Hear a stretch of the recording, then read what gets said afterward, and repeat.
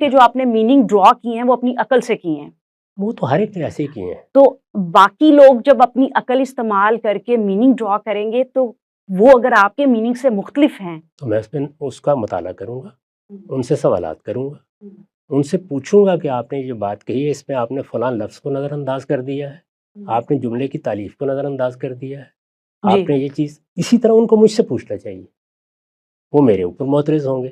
تو اس کے نتیجے میں یعنی یہ جو آپ نے لفظ استعمال کیا سبجیکٹو، جب ہم کسی کلام کو پڑھ رہے ہوتے ہیں تو فیصلہ تو اصل میں پڑھنے والے ہی کو کرنا ہے، جی لیکن میں جب اس کلام کو پڑھوں گا تو میں ان سارے مراحل سے گزرتے ہوئے غلطی کر سکتا ہوں، میں کوئی حماقت کر سکتا ہوں، میرا علم کسی معاملے میں کمزور ہو سکتا ہے۔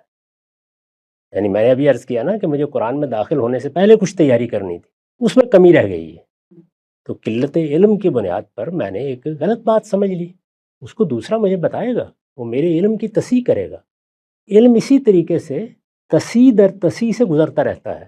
یہ جو پہلے ہم نے بات کی ری انٹرپریٹ کرنا، ریویو کرنا، تو اس سے پہلے جو لوگ تھے، بڑے بڑے لوگ تھے، ان کی حیثیت بھی غیر معمولی ہے، انہوں نے بھی اپنی طرف سے یہی کام کیا تھا جو میں نے کیا ہے، یا اس خاتون نے کیا ہے، یا کسی فیمنسٹ نے کیا ہے۔ وہ جو کچھ بھی کر رہے تھے ان پر اگر میں آج تنقید کر رہا ہوں تو کوئی آخر معیارات ہوں گے نا جن پہ میں تنقید کروں گا، تو ایسے ہی ہوگا۔ تو اسی طرح اس خاتون کو حق حاصل ہے کہ مجھ پہ تنقید کرے۔ تو اس لیے چیزیں آبجیکٹو تنقید سے ہوتی ہیں، ورنہ ہر آدمی اپنے فہم کے لحاظ ہی سے بات کر رہا ہوتا ہے۔ یعنی میں اپنے فہم سے بالاتر کوئی ذریعہ نہیں تلاش کر سکتا، آپ بھی نہیں تلاش کر سکتی۔ کیا چیز ہے جو ہمیں پرفیکشن کی طرف لے جاتی ہے؟ وہ تنقید ہے۔ یعنی ہمیں کسی کلام کو، یہاں قرآن زیر بحث نہیں ہے، کسی بھی کلام کو سمجھنا ہے، یہ ہے نا بنیادی بات۔ اللہ تعالیٰ نے اپنی بات اگر براہ راست میرے دل میں القاء کر دی ہوتی تو بات ختم ہو جاتی، وہ مجھے قرآن مجید کی صورت میں ملی ہے، اور قرآن الفاظ کا پیرہن پہنے ہوئے ہے، تو مجھے اب قرآن مجید کے پاس جانا ہے۔